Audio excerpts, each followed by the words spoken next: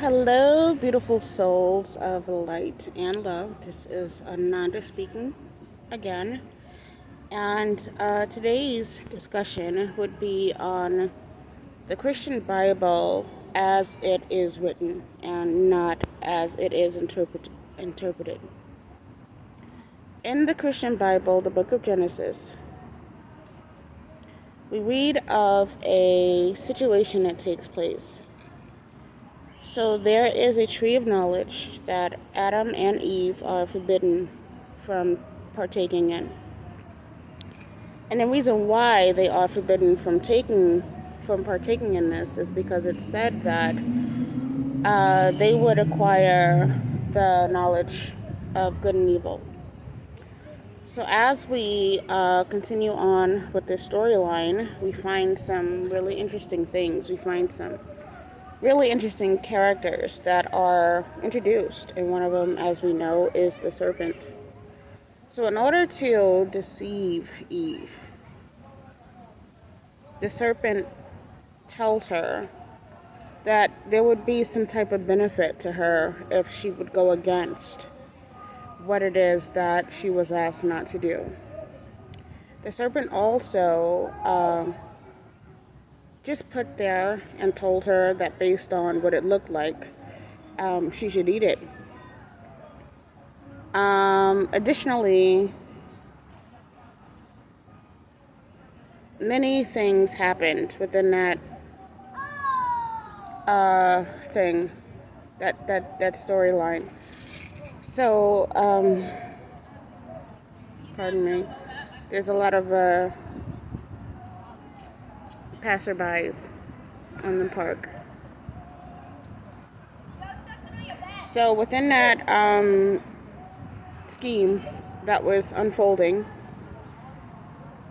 as we know, Eve eats from the fruit of the tree of knowledge. She passes some to her husband, and the rest, as they say, is history. In Genesis, however, we get to a really important thing before that part.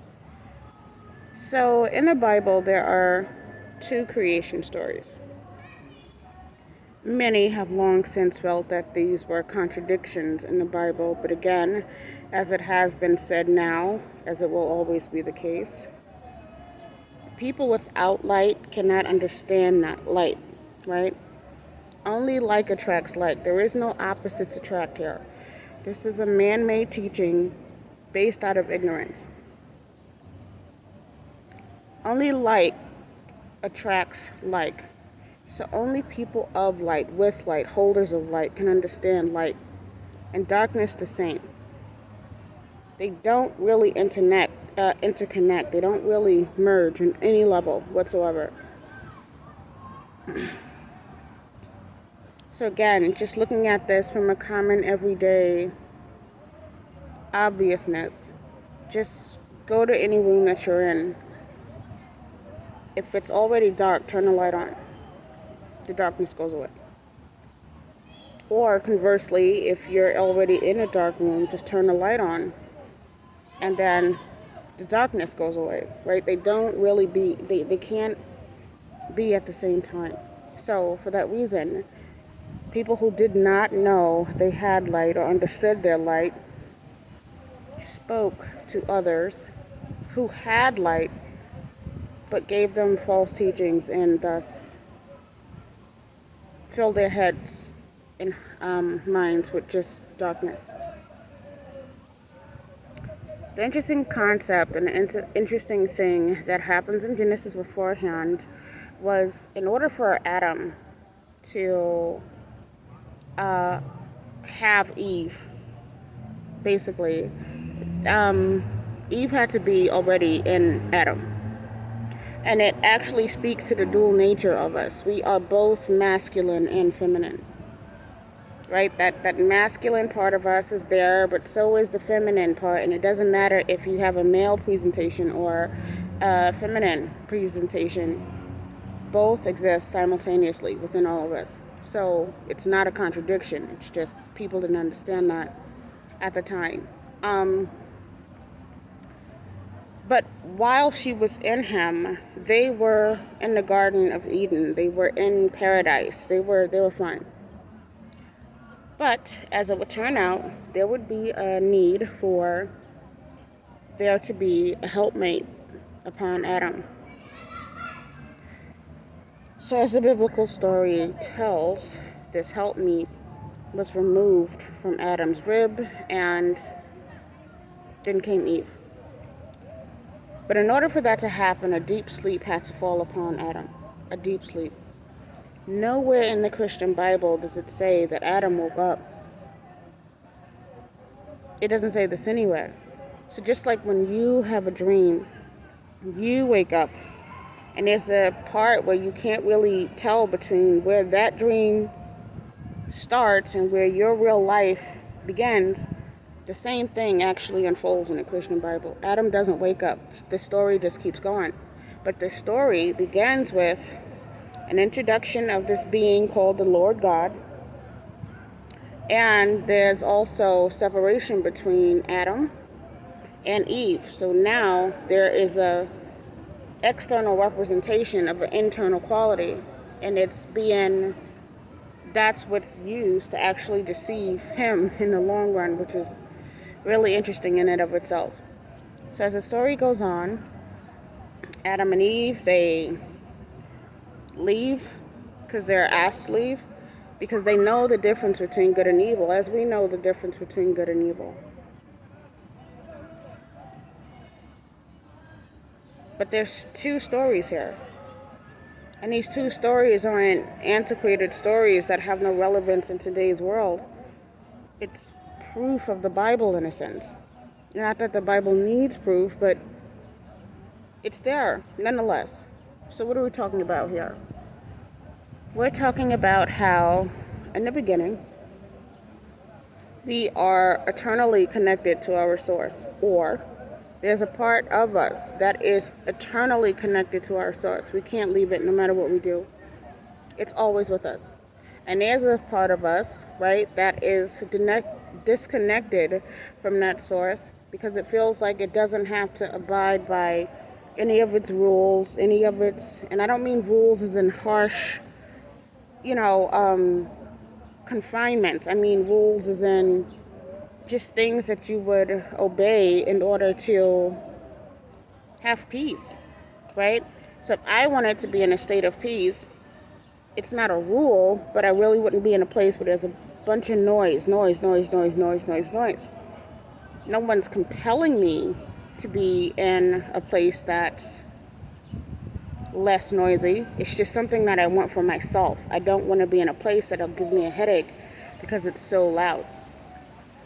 So, that aspect of us that feels like it doesn't have to listen to any authority or any sense of power outside of itself and wants to do things its own way, it adheres to just a different kind of guidance. And this guidance isn't one that supports harmony, love, peace, togetherness. It's always one that supports separation, dysfunction, and chaos. But it does so, like the serpent does so, in a very sneaky and clever manner. Because one, it always brings your attention to what something looks like. It never brings your attention to what something is, because it doesn't know what anything is, because it's separated itself from the thing that made everything what it is. So it's actually really, really ignorant. And this is why a lot of its tactics, once you see them in yourself, you'll be able to see them in the world outside, because the two aren't separate. They're one and the same. So anything that you're doing for your own growth and development, you're going to see and experience people, places, and circumstances that will support your new version of yourself, because what you're changing on the inside, you see on the outside. But if you're not doing anything on the inside, then of course everything stays the same on the outside. It's just that's how it goes, right?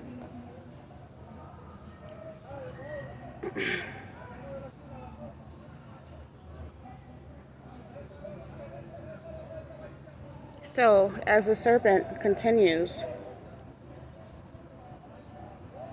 that serpentine adversarial energy, it doesn't really do anything new. It does the same tactics, same tricks. It tries to do them differently, but it can't, because it can only do what works. So one of the things that it does to work is it tells a different story than the one that you previously heard. There's some inclusion as to what was known, but then there's an insert for something that's totally contradictory to what was known. And that's done purposely to confuse and mislead. This adversary, the ego in man, the devil, Satan, it's all the same entity, right? It has the same energy. So again, this is why when you fix something within yourself, you stop seeing it outside yourself. These two things are not separate. They're one and the same, literally. So the other thing that any type of adversarial, low energy thing would do, and you can attest to your own life experiences to validate or invalidate what it is that I'm saying. I actually encourage that. What it does is it always offers you something, give you some type of gift, reward, something for your acknowledgement of your choice. So it's like the circus, right? I am not comparing humanity to animals. It's just an analogy with the circus. So in a circus, you train animals to behave a very specific way in order for them to do tricks, so that the circus itself can gain a larger audience. But if you went and you did this for such a long time and you didn't feed the animals, even scraps, right? The animals, no matter what it is that you were doing to them, they wouldn't do what you wanted them to do because they're not really getting anything out of it. So in the same way, there's a place where that idea was given to humanity to live and work and operate by. It became part of this what's in it for me kind of idea, because you're looking for some type of immediate gratification. And that sense of immediacy actually was one of the first components to lead so many people astray. And the reason why it's done that way is because God would never give you something to do or give you something that you could not handle. So if within your consciousness you are not a mathematician, you would not experience an impulse to go sign up for a job at MIT. You wouldn't have that, right? You would probably get an impulse or some type of insight to doing something within the realm of your capability. And it's done out of love. It's not done for any other reason. It's done out of love. If you can't handle something, you lend yourself to just being under so much pressure. That sense of pressure brings on stress. That stress brings on a sense of inadequacy. That sense of inadequacy brings on a sense of disease. That sense of disease brings about medical problems. I mean, this is known. Going along with what you can deal with when you can deal with it, it's a gentle approach. It's a gentle way of allowing yourself to slowly acclimate to your abilities, your talents, your purpose. It's not pushed all at you at one time. So the saying was at a time that God takes too long. God doesn't take too long. It's the love of God that actually waits for you to admit within yourself or to commit to yourself to embody something higher. And God is infinite, so it has all the time in the world because it lives in a realm that's timeless. So it'll wait for you forever to be who you were made to be on a soul level. Now, the adversarial energies of the world, lower energies of the world, there is no wait. There is an immediate response, and it will foist you in all types of situations and circumstances that does nothing but leads to stress. Because that sense of love and compassion is not there. You want this? Here, I'll give it to you. Remember in the Bible also, Satan, he tempted Yeshua 3 different times, offering him things. I'll give you a kingdom. I'll give you this whole area here for you to rule. What, you hungry? I'll give you all of the bread that you want. Always tempting with something material. And as followers of Yeshua, Jesus, we follow him. We follow his example. So no matter what's being offered to us, if we know it's not coming from the light or love, we do not accept.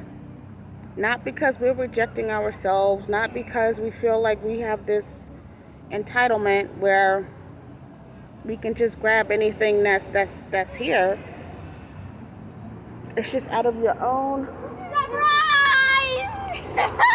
Molly is not sneaking. out of your own self-love. You just your own love for your own self.